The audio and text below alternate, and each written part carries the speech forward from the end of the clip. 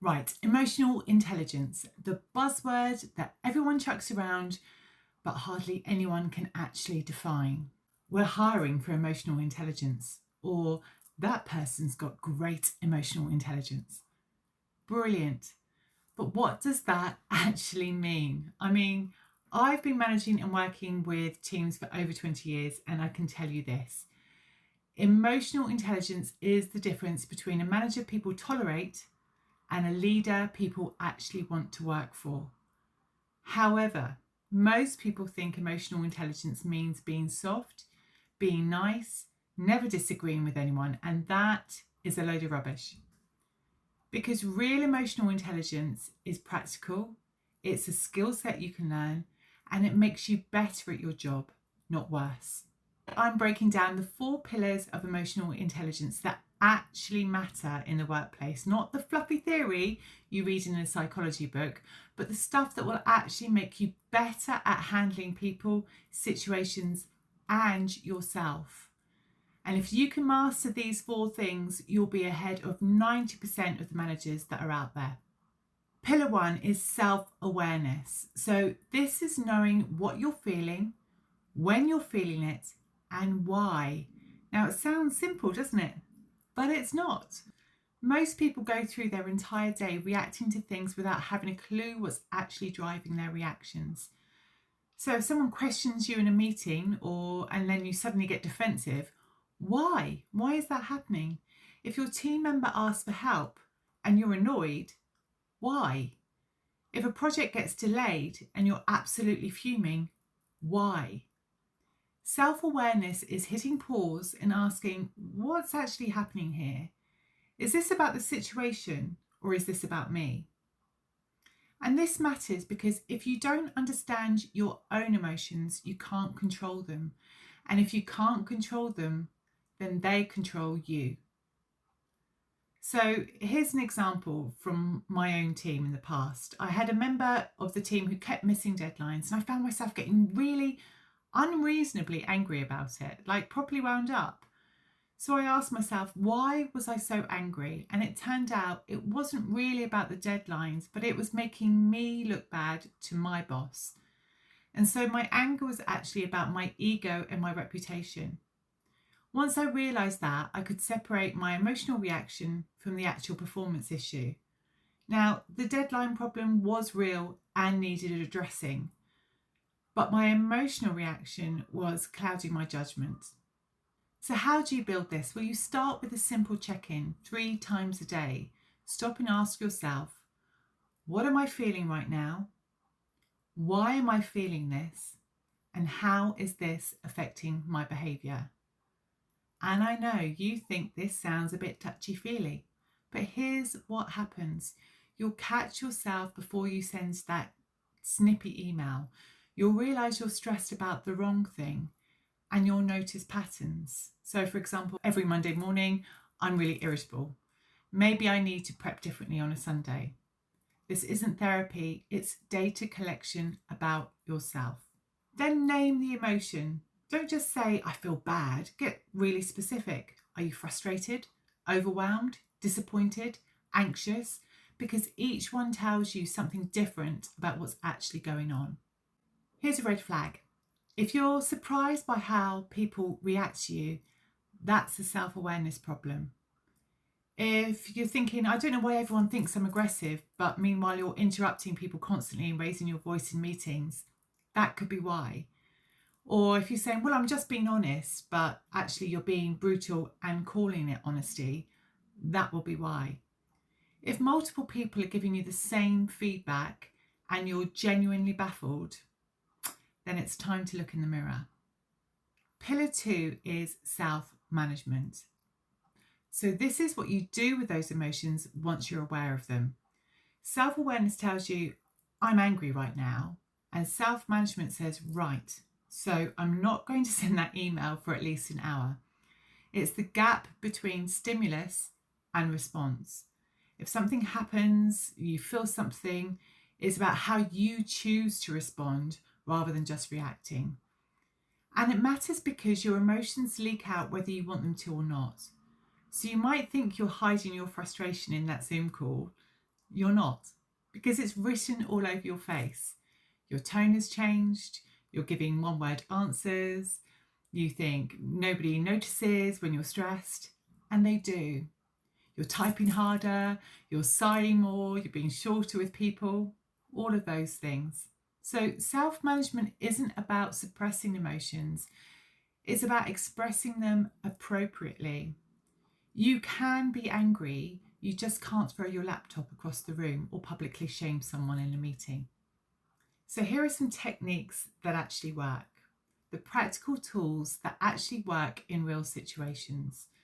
Number 1 is the 10-minute rule. If you're emotional, angry, upset, frustrated, do not make any decisions for 10 minutes. Don't send the email, don't have the conversation, just wait.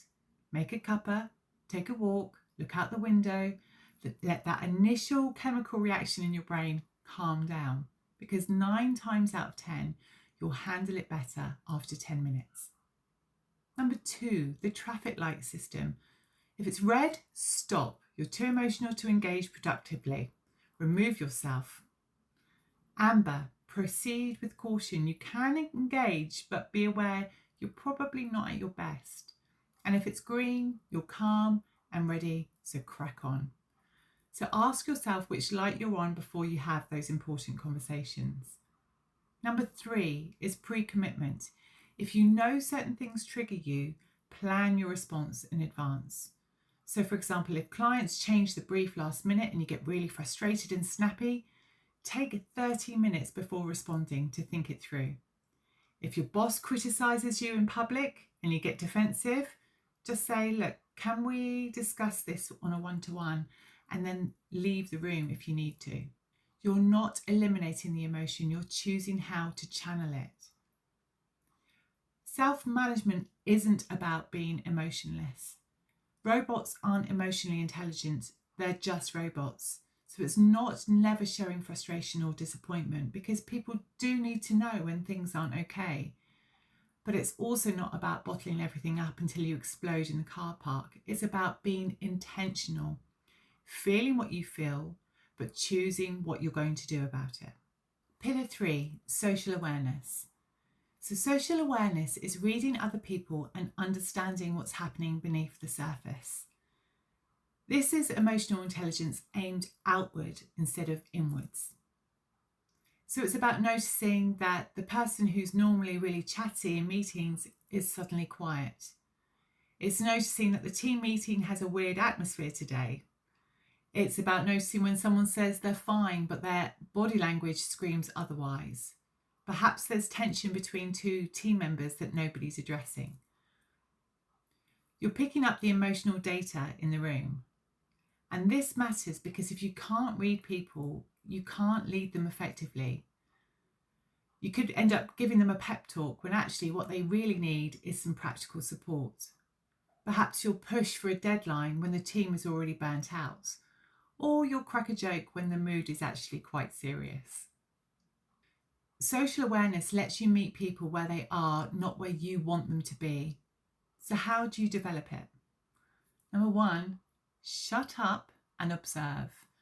Most people are so busy thinking about what they're going to say next that they miss what's actually happening. So in your next meeting, say less, watch more. See who's making eye contact and who's avoiding it. Look at who's contributing and who's gone silent. Think about what the energy level is like. Are people engaged or just going through the motions? Number 2, ask better questions. Don't just accept surface level answers. If someone says to you, I'm fine, you can say, are you sure? You don't seem yourself today. Or if the team seems flat, what's the mood about at the moment? What am I missing? Perhaps someone's work quality drops. You can ask, is everything all right? Because this isn't like you. You're not prying, you're noticing and caring enough to ask. Number 3, notice patterns. Sarah's always grumpy on Monday mornings. Tom goes quiet when there's conflict in the room. And the team's productivity tanks in the week before holidays. These patterns tell you something, so pay attention. There are some social awareness mistakes, assuming that everyone is like you, for example. Just because you prefer direct feedback, it doesn't mean everyone does. Just because you work best under pressure, it doesn't mean everybody does. Projecting your mood onto others, so if you're having a great day, you assume everyone else is too. Meanwhile, half the team is struggling and you're oblivious. Ignoring the obvious, so there could be the elephant in the room and it's still there even if you pretend it isn't. Someone's got to name it. So here's a real example. I had a team that suddenly went quiet in meetings. They stopped contributing and just answered direct questions. Now, I could have thought, wow, they're just being really difficult. But I'd learned to pause and read the room. So I asked, what's going on? Because the energy's different. And as it turned out, I'd shot down a couple of ideas in previous meetings without realising how abruptly I'd done it.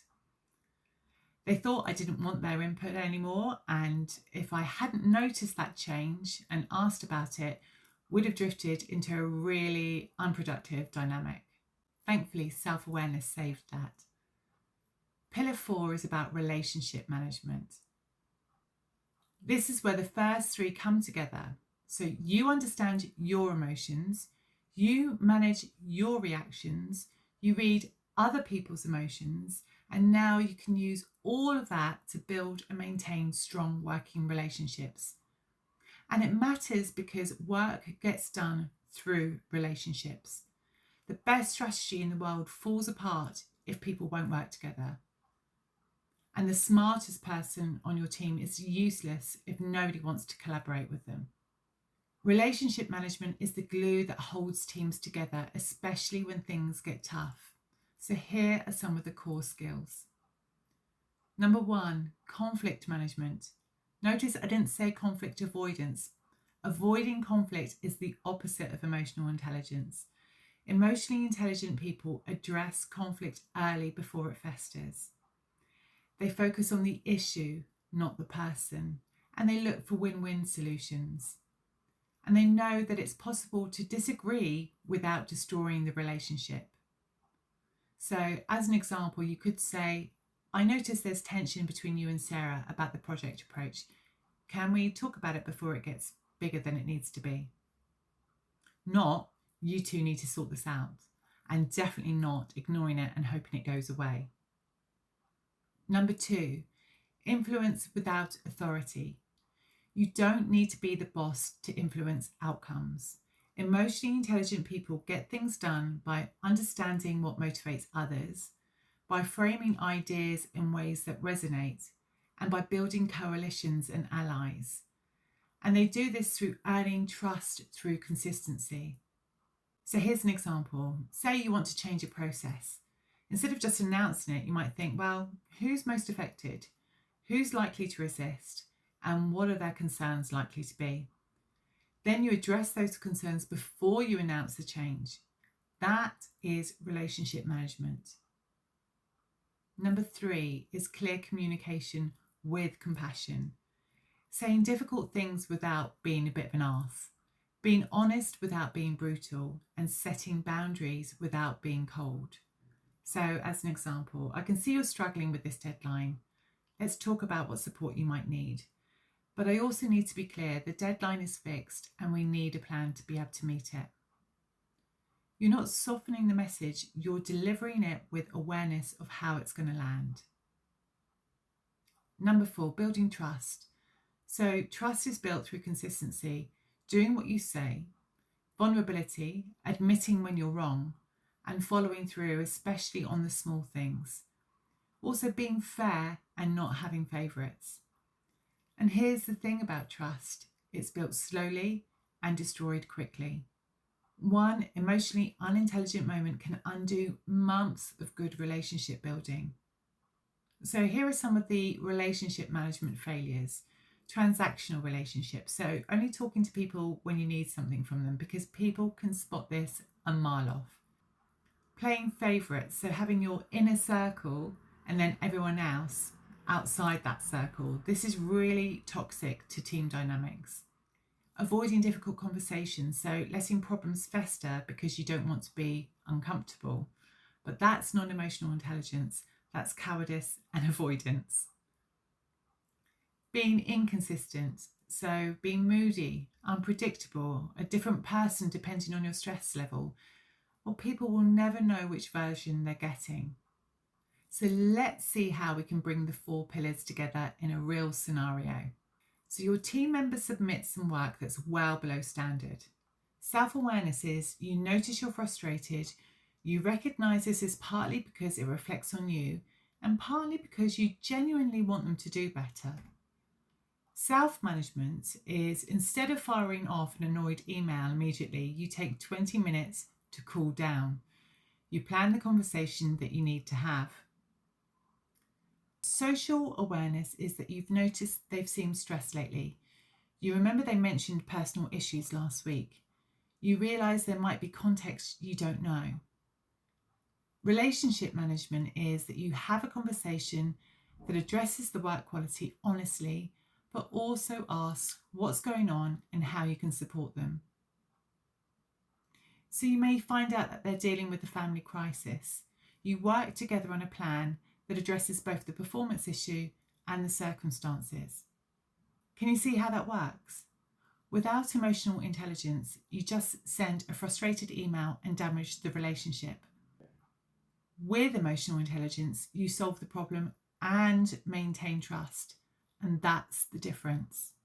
So there you have it, 4 pillars of emotional intelligence. Self-awareness, know what you're feeling and why. Self-management, choosing your response, not just reacting. Social awareness, reading the room and reading people. And relationship management, building trust and navigating dynamics. This isn't soft skills, this is core business skills. And the managers who master this, well, they get better results, keep better staff, and have a much easier time at work. And the managers who ignore it, well, they wonder why their teams have high turnover and low morale. So here's your homework. Pick 1 pillar to focus on this week, just one, and notice when it comes up and practice it. You're not going to be perfect. I'm still not perfect at this, and I've been doing it for years, but you'll be better, and better is enough. If you found this helpful, let me know which pillar you struggle with most in the comments, and I will try to address it in future videos. And if you want more practical leadership content that actually works in the real world, you can subscribe. Right, that's your lot. Go forth and be emotionally intelligent, and take care.